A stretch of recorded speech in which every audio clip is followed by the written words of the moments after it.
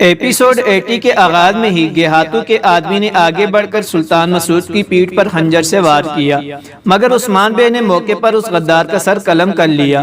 اور عثمان بے جیسے ہی آگے بڑھ کر سلطان مسعود کی کمر سے خنجر نکالنے لگتے ہیں کہ اچانک منگولوں کے ایک جھرمٹ کمرے میں داخل ہو جاتا ہے۔ عثمان بے کو اس حالت میں دیکھ کر وہ یقین کر لیتے ہیں کہ یہ وار عثمان بے نے ہی کیا ہے۔ عثمان بے منگولوں کے جھرمٹ سے کہتے ہیں کہ اگر تم منصوبہ بنا سکتے ہو تو میں بھی اپنے رب کی مرضی سے اس سے بہتر منصوبہ بنا سکتا ہوں۔ اسی دوران منگول آگے بڑھتے ہیں اور عثمان بے پر یلغار کر دیتے ہیں۔ عثمان بے اکیلے ہی ابھی ان سے لڑنے میں مصروف ہوتے ہیں کہ دوسری جانب خواتین کا وہ کارواں کہ جسے گندود بے جلاوطن کر دیتے ہیں، جولیہ اپنے سپاہیوں کے ساتھ اس کارواں پر حملہ آور ہوتی ہے۔ جواباً کئی خواتین اور سپاہی بھی دفاع کرتے ہیں، مگر چونکہ جولیہ کے سپاہیوں کی تعداد بہت زیادہ ہوتی ہے اور جہاں کائی کے کئی سپاہی شہید ہو جاتے ہیں، وہیں سیلجان خاتون بھی شدید زخمی ہو جاتی ہیں۔ جولیہ مکمل طور پر اس کارواں پر حاوی ہو جاتی ہے اور جیسے ہی آگے بڑھ کر بالا پہ وار کرنے والی ہوتی ہے کہ اچانک سے دو نقاب پوش نمودار ہوتے ہیں اور تیروں سے یلغار کر دیتے ہیں۔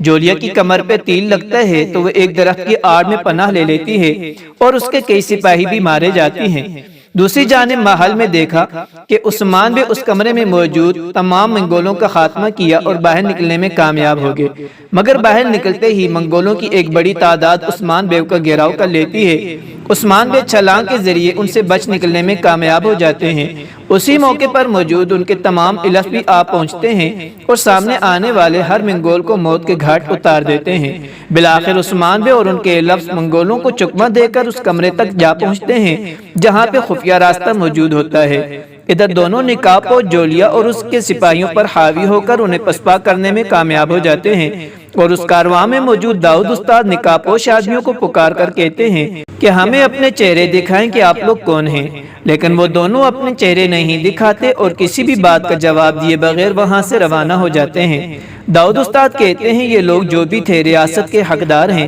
اور ترکوں کا مستقبل ہیں، مگر ناظرین اس وقت حیرانی کی انتہا ہو جاتی ہے کہ جب دور جا کر وہ نقاب اتارتے ہیں تو سامنے کوہنور اور بوران نظر آتے ہیں جو کہ اس کارواں کے لیے رحمت کا سبب بن گئے۔ اس کے بعد فلیش بیک سین دکھایا گیا کہ جس میں کوہنور بوران کے خیمے میں داخل ہوتا ہے تو اولاً بوران غصہ ہوتا ہے اور کہتا ہے کہ تم مجھے پھنسانا چاہتے ہو، مگر کوہنور بالآخر اس کو یقین دہانی کروا دیتا ہے کہ وہ بھی عثمان بے کے ساتھ راہ حق پر ہے۔ بالآخر کوہنور کے اصرار پر اور یقین دہانی کے بعد بوران کوہنور کے منصوبے پر عمل پیرا ہونے کے لیے تیار ہو جاتا ہے۔ ناظرین اس فلیش بیک سین کے بعد کوہنور بوران کو کہتا ہے کہ یہ راز ہے اور جب قبیلہ کو ہماری ضرورت پڑی تو ہم کریں گے۔ بوران کہتا ہے کہ ہم راز رکھنا خوب جانتے ہیں۔ ناظرین دوسری جانب کونیا کے محل میں دیکھا کہ جہاں سلطان مسعود بے ہوشی کی حالت میں پڑے ہوتے ہیں۔ سلطان مسعود کے ارد گرد مشیر اور منگول سپاہی موجود ہوتے ہیں۔ سلطان کا مشیر کہتے ہیں کہ ان کی حالت بہت زیادہ خراب ہے اور انہیں سخت آرام کی ضرورت ہے۔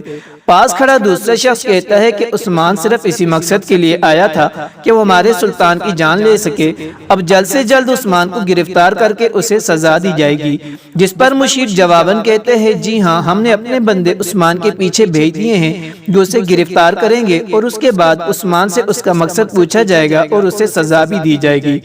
اس کے بعد جرگے کا منظر دکھایا جاتا ہے جہاں گندود بے سرداری کے حقدار کے لیے منصب پر بیٹھے ہوتے ہیں تو عالم شاہ جرگہ میں موجود سرداروں کو کہتا ہے گندود بے اس منصب پر خوب جچتے ہیں، اب جو آپ میں سے گندود بے کو اس منصب پر دیکھنا چاہتا ہے وہ ہاتھ کھڑا کرے، مگر جواباً تمام سرداروں میں سے صرف ایک سردار ہی ہاتھ بلند کرتا ہے۔ یہ دیکھ کر عالم شاہ غصہ میں کھڑا ہوتا ہے اور کہتا ہے کہ تم اس سرداری کی نشست کو خالی ہی دیکھنا چاہتے ہو۔ اس کے بعد عالم شاہ گندود بے کی طرف متوجہ ہوتا ہے اور انہیں کہتا ہے کہ گندود صاحب آپ انہیں اس حقیقت سے آشنا کر دیں جو آپ عاجزی کی وجہ سے چھپا رہے ہیں۔ جواباً گندود بے سرداروں سے کہتا ہے کہ ہم نے وزیر عالم شاہ کی مدد سے ہرمنکایا قلعہ فتح کرنے کا تہیہ کر لیا ہے۔ اس پر عالم شاہ کہتا ہے کہ قلعہ کی فتح سے مال غنیمت میں ان سرداروں کا کچھ حصہ نہیں ہوگا جو گندود بے کو سردار تسلیم نہیں کریں گے، جس پر سرداران لالچ میں آتے ہیں اور گندود بے کو سردار تسلیم کر لیتے ہیں۔ دوسری طرف دیکھا کہ عثمان بے اپنے سپاہیوں کے ساتھ ایک محفوظ کمرے میں داخل ہوتے ہیں اور اپنے سپاہیوں کو تمام صورتحال اور اس جال سے آگاہ کرتے ہیں کہ اسی دوران دروازے پر دستک ہوتی ہے اور جاہل جس نے ترگت بے کی وجہ سے ان کی مدد کی ہوتی ہے چند سپاہیوں کے ساتھ داخل ہوتا ہے تو ترگت بے اس سے کہتے ہیں کہ ہم پھنس چکے ہیں، اب تم ہی ہماری مدد کرو گے، جس پر جواہر عثمان بے پر تلوار تان لیتا ہے اور اس کے سپاہی بقیہ سپاہیوں پر اور کہتا ہے کہ تمہاری وجہ سے میں بھی غدار بن گیا ہوں اور افسوس ہے کہ تمہاری مدد کی۔ اب عثمان بے اس سے کہتے ہیں کہ تم میری آنکھوں میں جھانکو، کیا تمہیں غداری نظر آتی ہے؟ بالآخر عثمان بے اور ترگت اس کو اس بات پہ قائل کر لیتے ہیں کہ یہ سارا منصوبہ وزیر اور گہاتو کا ہے، جس پر جواہر کو کچھ یقین ہو جاتا ہے اور وہ اپنے سپاہیوں کو کہتا ہے کہ تلواریں نیچی کرو۔ اس کے بعد جواہر عثمان بے، ترگت اور ان کے لفظ کی مدد کرنے پر راضی ہو جاتا ہے۔ دوسری طرف سوغوت کا منظر سامنے آتا ہے جہاں پر شفا خانے میں سلجان خاتون کو لٹایا ہوتا ہے۔ کئی خواتین اور قمر الابدال موجود ہوتے ہیں۔ قمر الابدال کہتے ہیں کہ زخم بہت گہرا ہے، ان کے لیے دعا کریں۔ دوسری طرف جواہر جس کو یقین ہو چکا ہوتا ہے کہ عثمان بے نے یہ نہیں کیا، وہ انہیں کہتے ہیں کہ آپ جس لباس میں یہاں آئے ہیں اس لباس میں یہاں سے نہیں جا سکتے، کیونکہ ہر جانب منگول سپاہی ہیں جو کہ آپ کو ڈھونڈنے میں مصروف ہیں۔